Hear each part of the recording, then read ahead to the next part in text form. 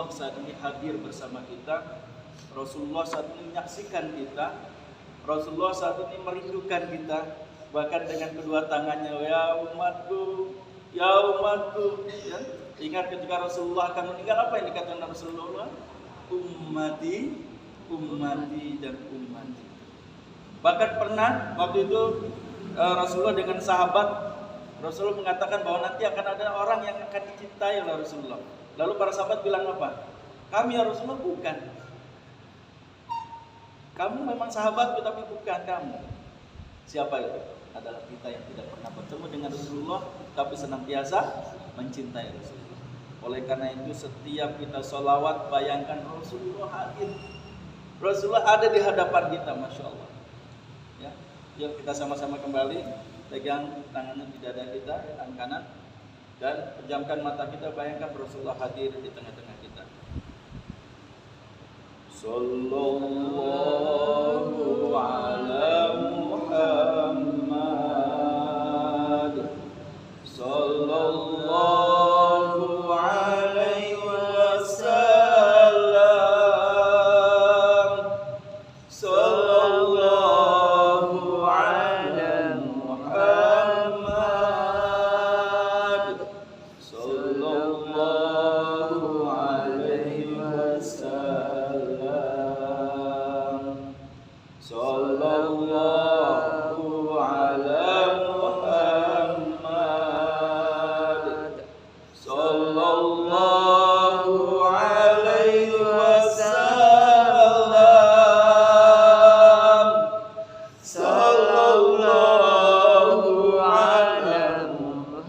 Muhammad, sallallahu alaihi wasallam, sallallahu ala Muhammad,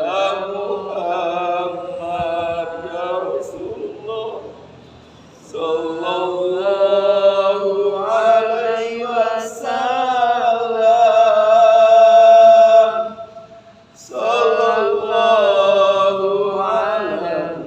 alaihi wasallam, sallallahu ala Muhammad, sallallahu alaihi wasallam. Kita sudah buka dengan istighfar, kita sudah buka dan salawat kepada Rasulullah Sallallahu Alaihi Wasallam, dan kita semua berharap pertemuan kita pada hari ini senantiasa diridhoi oleh Allah Subhanahu Wa Taala. Senantiasa Rasulullah hadir dan menyaksikan kita duduk di majelis ilmu yang sama-sama nanti kita akan bahas bagaimana cara kita berkeluarga yang harmonis, gitu ya. Saya yakin di sini udah banyaklah yang mempraktekannya. Hanya mungkin saya hadir di sini hanya mengingatkan saja. Kadang-kadang kita lupa, ya, dengan rutinitas. Kadang-kadang kita lupa dengan apa? Dengan kesibukan kita. Akhirnya ada konflik-konflik di rumah tangga yang kecil-kecil, akhirnya menjadi bukit, akhirnya menjadi meledak, ya. Akhirnya selesai. Banyak orang yang nikah baru 3 bulan cerai, benar nggak? Ya, ada orang yang baru 1 bulan nikah cerai juga, gitu. Tapi ada orang yang nikahnya puluhan tahun, cerai juga. Nah ini ada masalah berarti kan? Ada masalah. Tapi ada yang bilang, Ustaz, kan itu mah takdir. Iya sih, benar itu takdir. Tapi takdir itu kan bisa kita ubah kalau misalnya kita mau berusaha untuk berubah. Kan ada dalam surat Ar-Ra'd kan ayat 11 bahwa Allah tidak akan merubah nasib suatu kaum. Nah, kan kaum itu tidak mau berubah. Jadi harus berubah kita. Takdir itu bisa berubah. Baik, saya ada sebuah cerita. Tolong disimak ceritanya, karena ini ada kaitan juga dengan dengan kehidupan rumah tangga, kehidupan keluarga yang akan kita bahas pada hari ini. Whiteboardnya jauh. Nggak apa-apa lah, di sini aja ya. Jadi gini, ada keluarga A dan ada keluarga B. Ingat ya, ada keluarga A. Sebelah kanan saya keluarga A, sebelah kiri saya keluarga B. Yang keluarga A ini kegiatannya sama ya, kegiatannya sama. Setiap pagi kegiatannya apa kalau mau sekolah?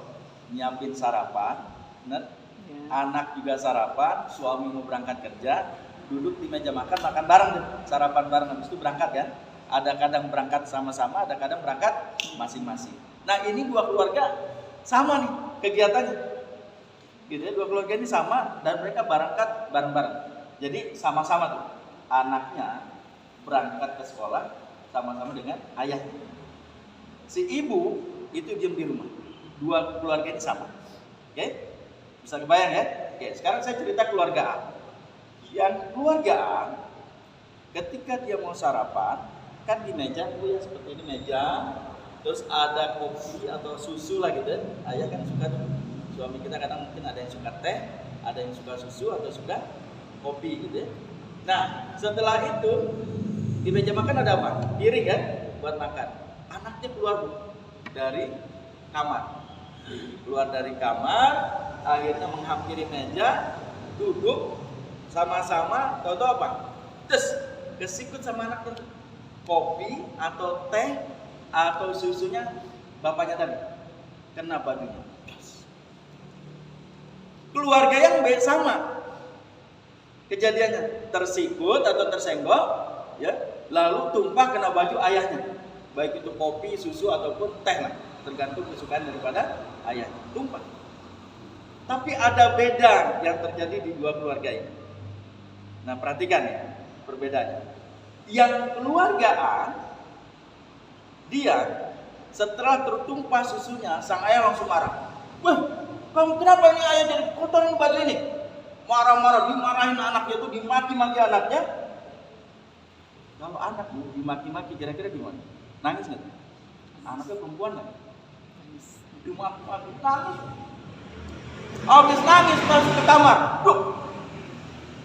Setelah masuk ke kamar, ayahnya juga ke ini kan, ke kamar ganti baju kan, ganti baju. Setelah ganti baju, dia ketok-ketok kamar anaknya. Ayo cepat-cepat kita harus berangkat ini. Anaknya masih dalam, nangis. Ayo kita harus berangkat, masih nangis terus. Habis itu istrinya dimarahin.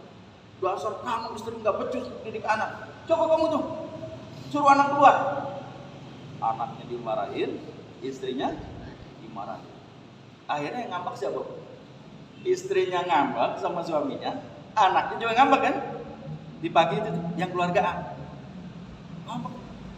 Anaknya nggak mau keluar, padahal di si suami ini, si bapak ini, dia ada proyek. Dia harus ke kantor, nyampe kantor jam 8 pas. Dia ketemu dengan klien kantor itu, ya dia akan presentasi di mana ada proyek yang harus goal senilai 1 triliun oleh perusahaan ini. Tapi apa yang terjadi? Karena anaknya ngambek, istrinya ngambek, diketok-ketok, setelah itu setengah jam kemudian baru mau keluar. Akhirnya apa? Berangkat dari rumah ke sekolah itu perlu waktu setengah jam. Sehingga yang biasa berangkat jam 6, ini berangkat setengah 7. Nyampe sekolah, sebelum nyampe ini kan ada lampu merah juga di sini ya. Karena saking buru-burunya sang ayah, lampu merah diterobos tuh. Ketemu polisi. Stop. Debat sama polisi. Debat karena udah sewot kan tuh ayahnya kan. Debat sama polisi nggak selesai. Kan harusnya ditilang. Tapi dia nggak mau. Debat. Jam 7 baru selesai debatnya. Baru dia jalan ke sekolah. Sampai sekolah setengah 8. Anaknya kesiangan nggak? Kesiangan. Setelah itu ngebut lagi, pas ngebut lampu merah terobos lagi, di stop lagi polisi yang lain. Debat lagi. Debat. Di situ jam 8 baru dia jalan. Padahal dari sekolah ke tempat kerja ayahnya itu 1 jam. Berarti kalau jam 8 baru selesai dengan polisi, jam berapa sampai sekolah? Pas sampai kantor jam 9. Saya paham ya kejadiannya ya. Nah setelah sampai kantor, apa yang terjadi? Klien yang tadinya janji jam 8 untuk dia presentasi, ternyata sudah pulang. Berarti proyeknya berhasil nggak? Yang ada nyampe kantor, dia dimaki-maki sama bosnya. Bukan hanya dimaki-maki, keluar SP, surat peringatan, ya. Jadi kalau kamu sekali lagi begini dikeluarin, pecat. Jadi istrinya ngambek, anaknya ngambek, kena tilang 2 kali, ya. Setelah itu apa lagi? Sekolahnya terlambat, terus kena SP, ya. Nah sekarang kita bicara yang keluarga B. Keluarga B kejadiannya sama, tapi setelah tumpah yang tadi itu ketumpahan ayahnya, apa yang dilakukan oleh sang ayah?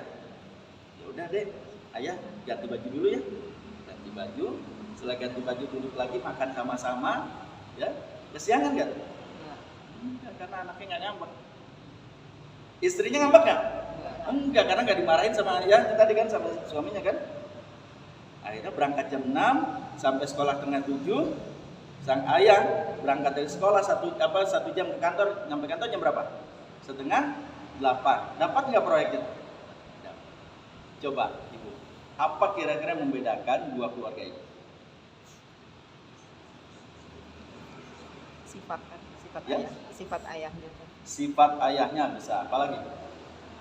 Sabar dan pemarah. Sabar dan pemarah. Yang satu sabar, yang satu pemarah. Oke. Ada nggak kayak gitu bu, suami? Ada. Suami siapa tuh? Ada lagi? Ya? Cara menyikapi masalah yang berbeda. Yes. Ada cara menyikapinya. Ada yang satu juga tadi pemarah, gitu ya. Satu sabar. Ada lagi? Bu? Ya. Ada lagi, silakan. Apa kira-kira yang membedakan? Sering nggak kita kejadian kayak gitu? Cara menyikapinya yang salah, akhirnya itu dari pagi sampai siang, sampai sore, bukan sampai malam lagi. Suasana di rumah gimana? Siang. Ya nggak enak kan ya? Nggak nyaman, bener kan? Jadi bukan rumahku surga tuh, udah kayak neraka gitu. Mau pulang aja udah, aduh. Benar kan? Sering kejadian gitu ya. Nah oleh karena itu hari ini kita akan bahas berkaitan bagaimana sih sebetulnya menjaga keharmonisan itu supaya tidak terjadi seperti keluarga A. Betul tadi, cara menyikapinya salah satunya.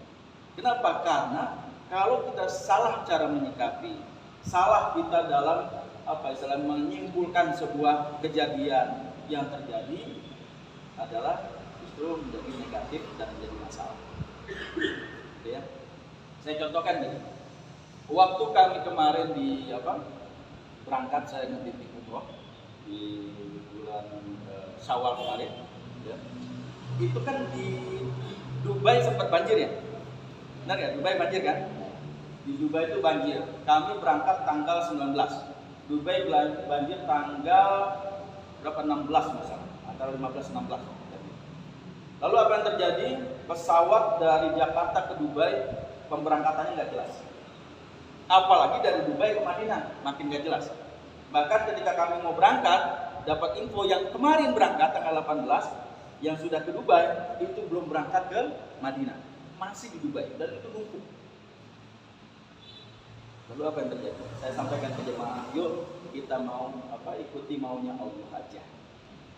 Kalau kita ngikuti maunya Allah, mah indah. Saya bilang gitu. Ya Ustaz siap, udah. Biar sabar ya, siap Ustaz. Jadi saya sampaikan sekemungkinan buruknya. Tapi ingat saya bilang, kita punya Allah. Apa yang terjadi? Pesawat yang kami harus naik jam 00.40 ternyata harus delay sampai jam 4 subuh baru kami jalan. Lalu saya bilang ke jemaah apa? Ikuti maunya Allah. Kalau maunya Allah mah indah. Siap Ustaz. Apa? Ketika kita berpikir positif, yang terjadi apa? Sampai kita di Dubai, yang lain kemarin baru diberangkatkan, kita nyampe di Dubai enggak delay. Nyampe di Dubai langsung kita berangkat lagi ke Madinah. Yang lain kemarin apa yang terjadi? Dia diam dulu di Dubai kan? Tapi ketika kita berpikir positif, bersangka baik kepada Allah, dan kita menyikapinya dengan positif, dengan senyuman, bahkan saya bilang yuk kita bersyukur sama Allah, yuk kita sama-sama berselawat kepada Rasulullah. Terus di perjalanan kita selawat aja tuh, selawat, ternyata indah. Sampainya itu di Dubai, langsung jalan ke Madinah tanpa ada lagi delay. Ya,